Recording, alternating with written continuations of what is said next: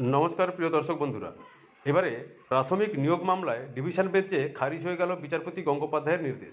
একটি বড় ধাক্কা বলা যেতে পারে। কলকাতা হাইকোর্টের বিচারপতি অভিজিৎ গঙ্গোপাধ্যায়ের প্রাথমিক প্যানেল প্রকাশের নির্দেশে স্থগিতাদেশ জারি করেছে ডিভিশন বেঞ্চ। 2016 সালের প্যানেল প্রকাশ করা বা যদি প্যানেল প্রকাশিত হয়ে থাকে সেক্ষেত্রে তা হাইকোর্টে জমা দেওয়ার নির্দেশ দিয়েছিলেন বিচারপতি অভিজিৎ গঙ্গোপাধ্যায়। এবার সেই নির্দেশকে চ্যালেঞ্জ করে ডিভিশন বেঞ্চে যান চাকরিরতদের একাংশ। এরই প্রেক্ষিতে এদিন সেই নির্দেশ খারিজ করেছে ডিভিশন বেঞ্চ। কিছুদিন আগেই 2016 সালে প্রাথমিকে প্যানেল প্রকাশের নির্দেশ দিয়েছিলেন কলকাতা হাইকোর্টের বিচারপতি অভিজিৎ গঙ্গোপাধ্যায়। তাঁর সেই নির্দেশকে চ্যালেঞ্জ করে ডিভিশন বেঞ্চের দ্বারস্থ হয়েছিলেন প্রাইমারি বোর্ড এবং বর্তমান চাকরিরত শিক্ষকদের একাংশ। বুধবার বিচারপতি গঙ্গোপাধ্যায়ের নির্দেশের উপর স্থগিতাদেশ জারি করে দিল ডিভিশন বেঞ্চ।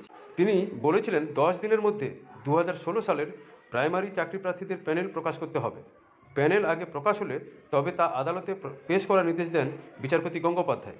সেই নির্দেশ খারিজ করে দিলেন বিচারপতি সৌমেন সেনের ডিভিশন বেঞ্চ।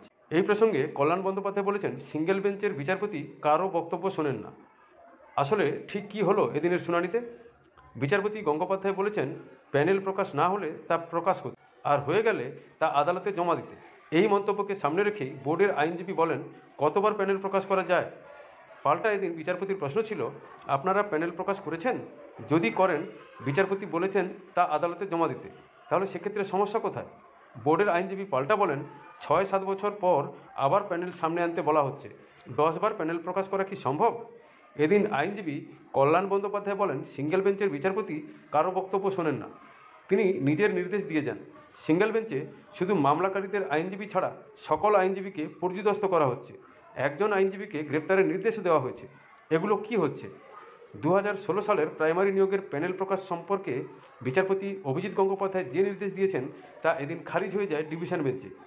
উল্লেখযোগ্য বিষয় হলো যে নিয়োগ দুর্নীতি মামলায় একের পর এক চাঞ্চল্যকর তথ্য সামনে আসছে। এর আগে নিয়োগ দুর্নীতির ঘটনায় গ্রেপ্তার করা হয়েছে রাজ্যের প্রাক্তন শিক্ষামন্ত্রী পার্থ চট্টোপাধ্যায়, মানিক ভট্টাচার্য, কুন্তল ঘোষ, শান্তনু বন্দ্যোপাধ্যায়ের মতো হেভিওয়েটদের। অন্যদিকে একাধিক গুরুত্বপূর্ণ নির্দেশ দিয়েছেন বিচারপতি অভিজিৎ গঙ্গোপাধ্যায়ও। তার নির্দেশেই চাকরি গিয়েছিল রাজ্যের প্রাক্তন মন্ত্রী পরেশ অধিকারীর কন্যা অঙ্কিতা অধিকারীর। এরপর সেই চাকরি গিয়েছিল ববিতা সরকারের কাছে। শুধু তাই নয়, বেতন বাবদ সমস্ত অর্থ তাকে ফিরিয়ে দেওয়ার নির্দেশ দেওয়া হয়েছিল। এরপর সেই চাকরি গিয়েছিল ববিতা সরকারের কাছে, যদিও পরবর্তী ক্ষেত্রে তার নম্বর সংক্রান্ত সমস্যার জন্য এই চাকরি গিয়েছে অনামিকা রায়ের কাছে।